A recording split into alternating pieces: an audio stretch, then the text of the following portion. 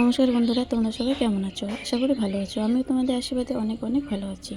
আমি আজকে তোমাদের জন্য একটি নতুন রেসিপি নিয়ে এসেছি। রেসিপিটি হলো ছোটো মাছ দিয়ে ছোটো ছোটো ঝোল। মাছগুলো আমি ভেজে নিচ্ছি। মাছ ভাজা আমার প্রায় কমপ্লিট।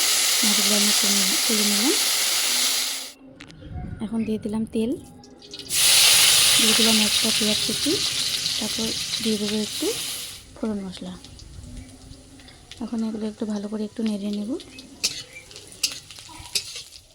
তারপর দিয়ে দিচ্ছি কচুগুলো দিয়ে আবার একটু ভালো করে নেড়ে নেব।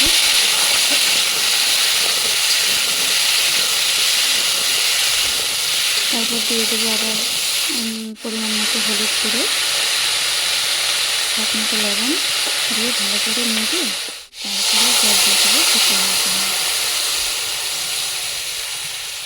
আবার এখন একটু ঢাকা দিয়ে দিলাম। আমার সিদ্ধ হয়ে গেছে কচুগুলো, একটু ভালো করে কষতে হবে।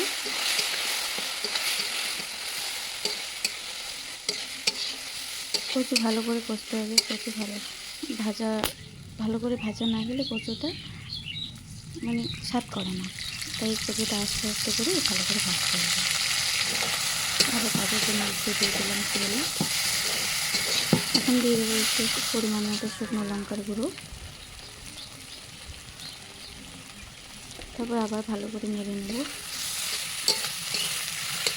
তারপর এখন দিয়ে দেবো ঝোলের জন্য জল। জল দেওয়া আমার কমপ্লিট। এখন ভালো করে এটা মিশিয়ে নেব জলের সাথে।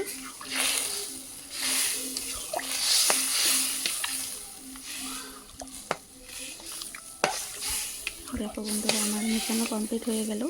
এখন দিয়ে দেবো ভেজে রাখা মাছগুলো। তারপরে আবার ভালো করে নেড়ে নেব মাছগুলো দিয়ে।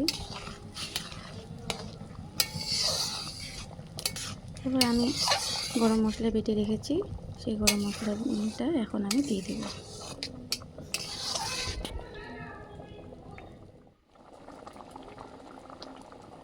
মশলা দেওয়া কমপ্লিট হয়ে গেল। এখন ভালো করে এটা আবার নেড়ে নেব। তোমাদের যদি ভালো লেগে থাকে অবশ্যই লাইক, কমেন্ট এবং শেয়ার করে দেবে। আমার মোটামুটি রান্না কমপ্লিট হয়ে এসেছে, আমি নামিয়ে নিয়েছি। এখন আমি দেবো বাবাকে খেতে। দেখো, দেখতে অনেক ভালো হয়েছে। তোমাদেরও যদি ভালো লাগে তোমরাও এভাবে বানিয়ে খাবে। ভালো থাকবে বন্ধুরা, সুস্থ থাকবে। টাটা।